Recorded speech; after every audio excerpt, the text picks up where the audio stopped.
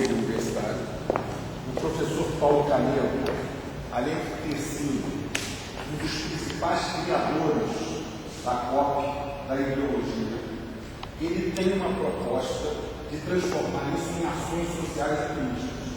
O seu trabalho no governo do Brizola, quando o famoso projeto Baixada Viva, o projeto Reconstrução Viva, fez mais que um impacto social do que qualquer política social.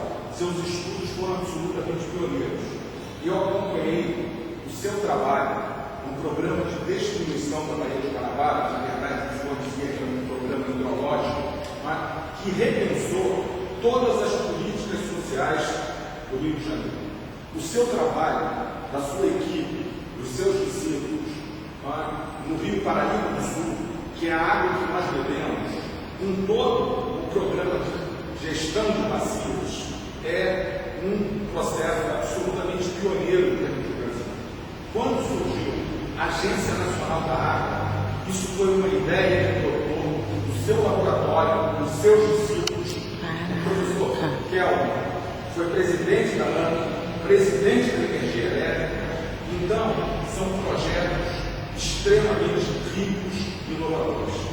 Eu lembro que uma palestra como essa era para ter fila na porta.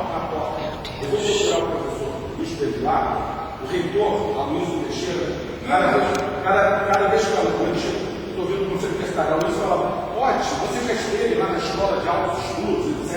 Então, enfim, eu pergunto, por que os alunos da ideologia estão aqui? Cadê o seu discipulado do aluno? Por que ele não nos trouxe?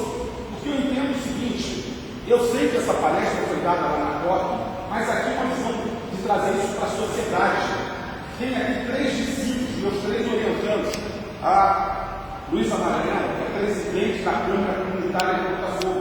Eu disse, Luísa, a palestra do Canelo é para você trazer isso para a sociedade e repensar. O Celso Barros, que é do Centro Cultural de Santa Teresa, que está interessado em meio ambiente. A Paloma Maranhão, que é uma interessada nesse sentido. Então, professor, eu acho que a universidade tem que repensar, como eu fui professor da USP, o que é uma universidade aberta. A gente tem, o senhor, na verdade, traz várias explicações totalmente inovadoras para esse tipo de fenômeno. E a mídia não percebe isso. Ou seja, então, eu acho que a universidade, uma das coisas que me interessou vir aqui, é como é que nós podemos pegar esse espaço e receber esse crédito de volta, recuperá-lo, se a gente não está sabendo trazê-lo com grandes ideias, com grandes propostas. Então, eu queria fazer minha e dos presentes parabenizar pelo seu brilhante trabalho nas políticas públicas, como cientista. Impressiona a sua preocupação em explicar a realidade no sentido socrático, não dormia porque faltava alguma coisa explicativa. Então, professor Canelo, o nosso grupo tem muito interesse de projetar eventos, talvez se um evento desse tivesse sido produzido com polêmicas, na verdade, a gente faria uma coisa totalmente inovadora. E parabéns aos presentes de estarem aqui assistindo essa sua brilhante aula, do seu humilde discípulo.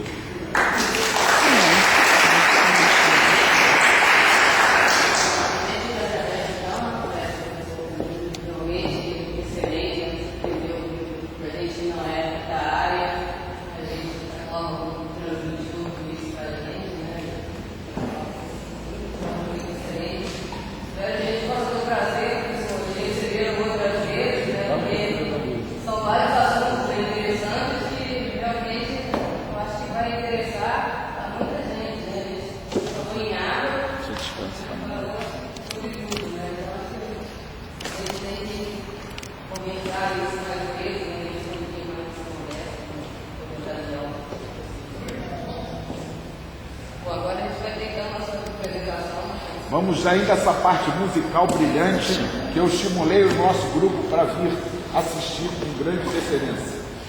A ideia da Fundação Espaço de Economia é não só fazer apresentações convencionais, como aquelas que vocês ficam aí, nós ficamos lá. Então a ideia é que vocês são parte também do evento.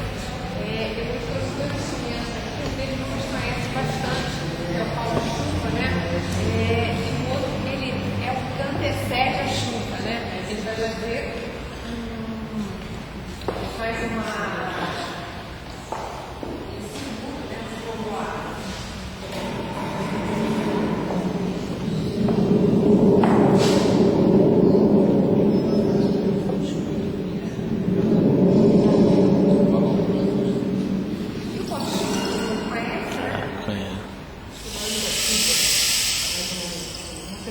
Então nós vamos fazer hoje, a gente vai apresentar um pouquinho os instrumentos e depois nós vamos fazer músicas juntos, né? Com as artes e com esses instrumentos aqui, lembrando ainda um pouquinho do nosso tema da noite, que é o tema da chuva, né?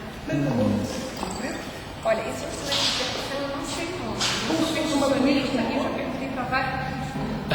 Não sei qual é o nome desse instrumento. Quem é aqui de Santa Teresa? Eu, mas também não sei. Pois é, esse instrumento em Santa Teresa, estava passeando com uma amiga minha que é holandesa, aí encontrei lá naquela loja que você tem de tudo, né?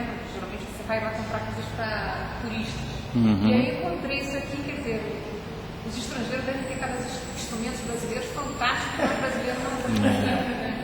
Ainda bem que a gente vai passear com eles para descobrir aquilo que a gente não conhece. É porque nem todo mundo tem o hábito de ir a Santa Teresa. Mas é um instrumento facílimo de fazer, ele é um tubo de PVC, na verdade. Aqui a gente tem uma membrana, né, que a gente usa normalmente instrumento de percussão, e eles colocaram isso aqui para fazer a vibração. Nosso amigo da física, né, já percebeu que é a membrana vibrando que vai dar todo o charme desse barulho, né? Legal. E aqui são sementinhas, né, que ao correr aqui no de chuva, quanto maior a extensão, você vai ter um tempo maior de duração de cair das sementes, né?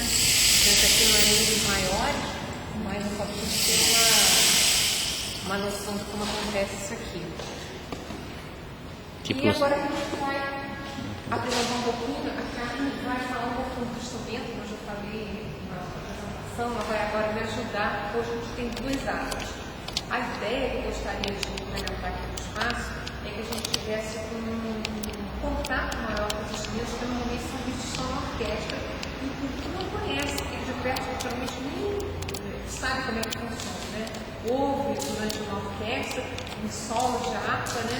Mas não tem a menor ideia de como isso acontece. Então, eu gostaria que depois também a gente falasse um pouquinho e vocês experimentassem um pouco de como é que isso funciona. Você já se apresentou ali um pouquinho as harpas, né? É uma oportunidade, não somos todos aqui, dá para a gente depois mostrar como é que acontece. Então, a gente vai fazer eu trouxe um pouquinho de cada coisa. Então, a harpa é um dos instrumentos mais antigos do mundo e no nosso repertório a gente vai evoluir no andar desse instrumento. Então, a gente vai apresentar inicialmente música antiga. Eu vou apresentar uma filmagem que é do ano de 1600. Depois nós vamos tocar geralmente também uma sonata e novíssima, que é novíssima também, né? 1790. Depois eu vou apresentando as outras peças, mas só para a gente mandar mais ou menos na quantidade de tempo, depois a gente vai entrar no período romântico, Schubert, vamos tocar de Verdi, Lavanello, Oliveira, lá no Cine. Então, já estamos num período assim, bem romântico.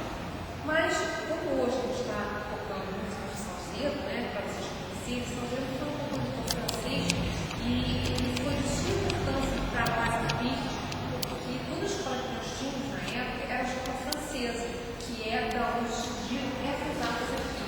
A Carmen é uma atriz de Erasmo foi pianista e foi construtor de artes também. E, pasmem, hoje em dia nem na França nós temos mais esses Erasmos funcionando.